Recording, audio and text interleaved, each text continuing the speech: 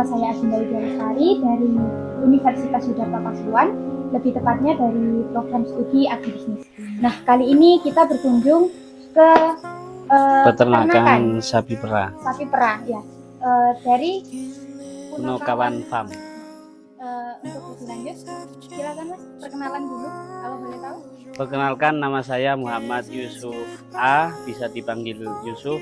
Saya asli warga Ampel Sari, Kecamatan Peserpan, dan di sini berada di kandang kami, yaitu di Punokawan Farm. Bisa diceritakan Mas, awal mula tercetusnya dari kandang Punokawan Farm ini? Punokawan Farm ini berdiri di tahun 2025, dan saya baru saja merintis untuk peternakan ini. Kisaran dapat kurang lebih itu setengah tahun atau lebih tepatnya 6 bulan. Jadi perjalanan mulai bulan Mei tanggal 21. Di situ saya bekerja sama dengan teman saya atau partner kerja, di mana beliau yang mempunyai keuangan dan saya yang menjalankan bisnis ini, dan kita berdua atau kita berempat, ya namanya juga Punokawan, kita berempat berjalan bersama-sama untuk membesarkan Punokawan Farm ini, yang nanti insya Allah kedepannya kita berjalan di peternakan sapi perah, kemudian ada sapi potong dan pengemukan dan pembibitan, nanti kedepannya seperti itu. Untuk motivasi dari Mas Yusuf sendiri itu bagaimana kok bisa tiba-tiba memiliki kandang sebesar ini?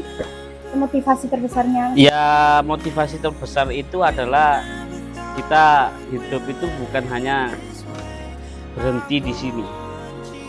Bagaimanapun kita juga harus belajar yang belum kita ketahui. Jadi meskipun saya di peternakan atau di sapi perah itu belum mempunyai ilmu yang cukup, tapi bagaimanapun caranya supaya saya bisa membenahi kehidupan saya ke depannya. Jadi motivasi saya terbesar itu adalah satu, untuk merubah kehidupan saya, kemudian untuk mengembangkan ilmu yang sedikit saya punya supaya mendapatkan ilmu-ilmu yang lain yang lebih besar lagi, seperti itu. Jadi Punokawan ini saya ambil menjadi bisnis karena dunia peternakan itu sekarang sudah nggak banyak diminati oleh banyak pemuda, sehingga kami sebagai pemuda penerus ini berinisiatif untuk melanjutkan peternakan yang lebih modern lagi nantinya. Kalau ini katakan ini adalah peternakan yang tradisional Mas Ian, tapi nanti sistem kedepannya insya Allah saya akan terapkan yang lebih modern lagi, seperti itu. Sebelumnya pernah menyangka nggak Mas berada di titik sekarang?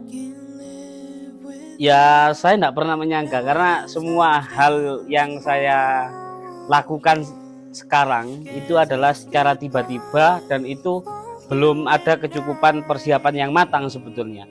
Tapi kalau orang itu menunda-nunda apa yang ingin dia lakukan, makanya tidak akan segera mungkin dilakukan, nanti akan tertunda terus, seperti itu. Makanya saya ada di posisi sekarang ini, ya rasa syukur yang harus saya jalani. Kalau cobaan dan tantangan ya cukup banyak, karena saya sendiri itu tadi, saya juga tidak punya modal. Saya modal di teman, hanya berupa tenaga dan pikiran, seperti itu. Nah, untuk mengelola semua ini kan pasti ada manajemen pakannya gitu kan Mas.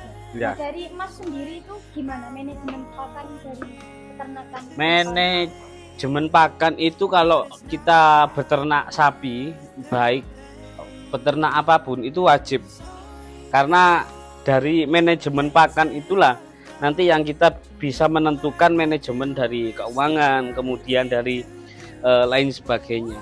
Karena manajemen pakan ini menurut saya itu sebagai tolak ukur bagaimana kita memberikan makan kepada sapi itu secara tidak berlebihan secara tidak kurang, artinya yang sedang dan pas seperti itu. Jadi manajemen pakan itu sangat harus dilakukan di dunia peternakan, baik sapi perah, sapi potong maupun sapi-sapi yang lain. Nah, untuk tantangan sendiri, tantangan dalam manajemen pakan itu apa kira-kira?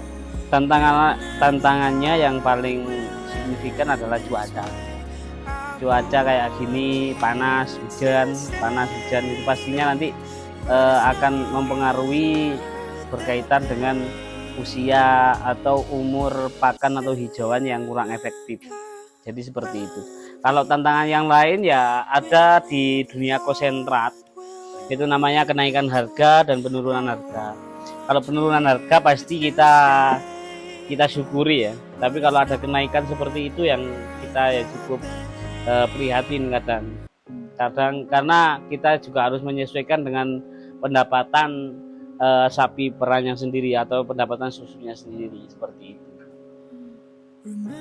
Mas pernah mengalami dilema nggak, maksudnya dalam memberikan pakan pasti kan ada di mana pakan itu kurang berkualitas, tetapi para sapi ini harus tetap dikasih makan gitu. Ya sering seperti itu, karena itu tadi kalau konsentrat yang kita berikan pas kualitasnya kurang baik gitu ya memang tetap harus kita berikan, mau gimana lagi ya, karena sapi sendiri juga butuh makan, butuh konsentrat yang kita dapatkan itu ya.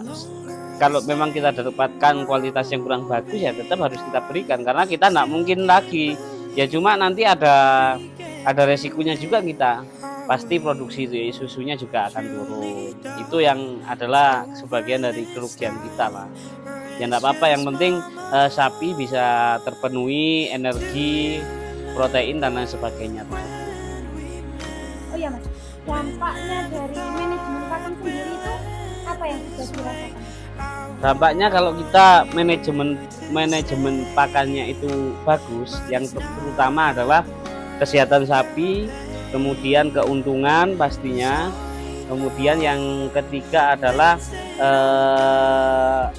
efisiensi dalam memberikan pakan. Jadi kita dapat mengatur pemberian pakan, kalau sapi keluar susunya sekian, pemberi makannya sekian, itu memang harus kita hitung seperti itu. Itu berpengaruh sekali terhadap 3 hal tersebut, yaitu yang pertama dalam hal pendapatan atau keuntungan, kemudian yang kedua adalah kesehatan sapi. Kalau manajemen pakannya itu bagus, pasti kesehatan sapinya juga akan terpenuhi atau bisa dirasakan oleh sapi-sapi tersebut. Kemudian yang ketiga bisa kita rasakan itu melalui efisiensi, jadi kita secara skala itu mengukur dari pendapatan per ekor sapinya. Nah, dari manajemen pakan yang sudah Mas terapkan ini, apakah membawa dampak positif juga kepada masyarakat sekitar? Misalnya Mas apa itu kayak sharing, oh ternyata penggunaan pakan seperti ini sangat efektif, apakah warga sekitar itu juga merasakan gitu? Iya, paling enggak kita harus juga mempromosikan kepada peternak-peternak yang lain atau mensosialisasikan bahwasannya manajemen pakan itu adalah yang suatu hal yang penting. Karena apa? Karena kita kalau tidak ada manajemen pakan yang baik atau pengaturan pakan yang baik, jatuhnya nanti akan keborosan dan kemudian atau berlebihan bisa. Jadi nanti ya juga kalau berlebihan itu artinya nanti kan boros, keuntungan kita cuma sedikit. Tapi kalau kita bisa atur di awal dan kita bisa mempromosikan ke yang lain, lebih baiknya kalau sampean memberikan sapi yang keluar sekian, lebih baik dikasihkan makan itu dengan sekian, jangan terlalu banyak. Nanti kalau terlalu banyak berakibat pada itu tadi, keuntungan yang sedikit yang kita dapat, bahkan sampai ya rugi hitungannya seperti itu. Sesuai porsinya sesuai porsinya. Oke. Kira-kira nih Mas, nilai etika apa yang Mas pegang dalam mengelola pakan sampai saat ini? Pastinya harus konsisten kita. Jadi kalau kita pegang konsisten, ya itu memang karena sapi perah itu memiliki kedisiplinan. Jadi kita memberikan makan itu juga harus disiplin. Kalau memang sudah waktunya memberikan makan, ya sudah harus kita berikan makan. Kalau nggak konsisten dalam memberikan manajemen pakan itu, nanti juga akan berpengaruh pada tingkat kesetresan sapi.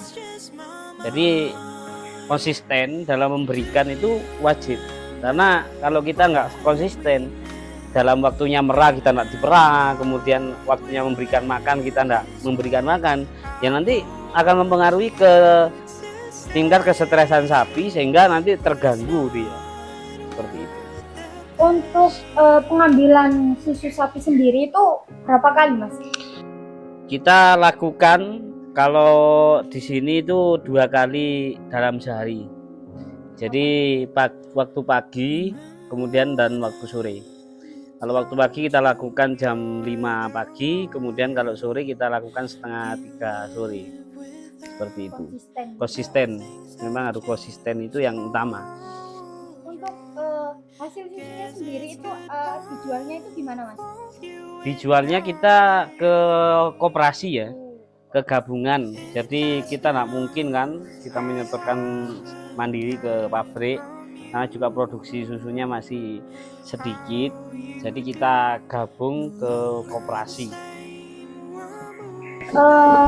Dari apa itu tadi, hasil-hasil itu tadi, apakah Masnya itu mengantar ke koperasi, apa ada pengepul yang mengambil gitu setiap pos di per desa gitu? Kita antar dari kandang sini, kita antar ke pos pelayanan koperasi atau ya tempat pelayanan koperasi TBK. Jadi kita antarkan ke situ susunya, kemudian ditimbang dan ditakar. Nah, dalam mengelola ini kan pasti Masnya nggak sendiri ya. Nah, kira-kira apakah ada yang membantu, Mas? Ada yang membantu, kan karena sapi yang 9 kan nggak mungkin kalau kita atasi sendiri ya. Jadi harus kita punya rewang atau punya partner untuk dalam bisnis sapi ini. Nah, dari Masnya sendiri, bagaimana cara menerapkan etika itu kepada pekerja atau pada rewangan kita?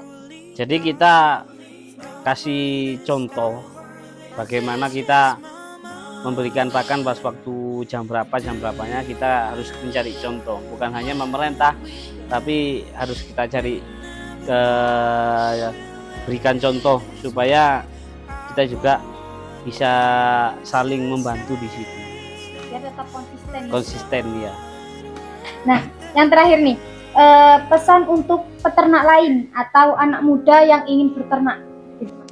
Jadi untuk peternak-peternak yang lain, tetap diutamakan adalah manajemen pakan dan konsisten dalam menjalankan kesehariannya, karena itu adalah tolak ukur bagaimana peternak itu dalam keberhasilannya.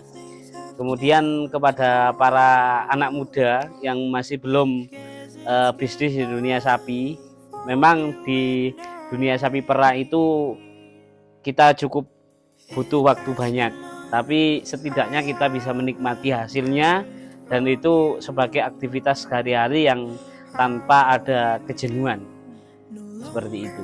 Nah, harapannya Mas, harapan kedepannya untuk Punokawan Farm sendiri nih apa? Harapan saya mudah-mudahan Punokawan ini bisa menjadi tolak ukur kepada peternak yang lain juga. Mudah-mudahan kami semuanya bisa konsisten dan optimis bahwasanya Punokawan ini nanti bisa maju dan bisa menjadi peternakan yang lebih modern lagi. Seperti itu. Semoga teman-teman semua bisa termotivasi ya dari Mas Yusuf ini tadi, dan semoga apa yang kita dapatkan, ilmu dari Mas Yusuf ini bisa bermanfaat di kemudian hari. Juga untuk generasi muda, tetap semangat, jangan malas gitu Mas ya. Iya, siap. Jadi cari bakat kalian dari sekarang. Terima kasih Mas waktunya ya. Sama-sama Mbak. Terima kasih. Yes. Perkenalkan, nama saya Ardi Nazilul Ihsan dari Universitas Yudharta Pasuruan. Saya di sini bersama narasumber dengan masnya ini. Boleh tahu namanya siapa?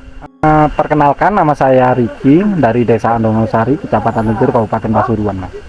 Bagaimana tanggapan Bapak mengenai Punokawan Farm ini? Punokawan Farm ini hadir sebagai percontohan peternakan sapi susu perah yang ada di Desa Andonosari ini, Mas. Apakah Punokawan Farm ini memberikan dampak positif bagi sesama peternak? Sangat berdampak positif sekali, Mas, karena Punokawan Farm ini memberikan sistem yang lebih modern lagi. Apakah Bapak pernah merasakan dampak negatif dari Punokawan Farm ini seperti bau tidak sedap atau limbahnya yang tidak diolah dengan benar? Tidak kalau itu, Mas, karena pembuangan limbahnya sendiri sudah mengarah ke lahan yang luas dan jauh dari pemukiman, Mas. Assalamualaikum warahmatullahi wabarakatuh. Saya Muhammad Mansur Salihadi dari Universitas Yudharta, Prodi Agrobisnis. Kali ini kita kedatangan narasumber baru. Boleh dikenalkan Pak namanya? Nggih. Kula Wakil. Bapak Wakil. Nggih, Oh, Pak Sigit. nggih. Napa alasan jenengan kok purun dados peternak? Niki tiyang napa usaha, napa kepengin. Yang kepengin itu usaha ternak sapi. Timbangane napa niki campur damel rata-rata. Jadi ngetutaken juga kula sami hidup. Oh, nggih. Nggih. Saben dinten niku napa mawon sing jenengan Pendidikan niku Lakukan. meruput terus sampai meruput nombor terus ngopres direjek-rejek diwai rapet-rapet iki teng wingking wiku barang pun sing disabut niku saat saya teni kadang-kadang apa niku masak-masak barang iki masak ciambek panjenengan mriki niku kandang niku nyewa nggih. nyewa Napa mawon kendala dalam hal niki, Pak? Meramut sapi ngeten. rambut sapi niku nggih niku napa nganggo pakat-pakat niku nganggo roti niku keruput-keruput alas-alas sekali cangkeh 40.000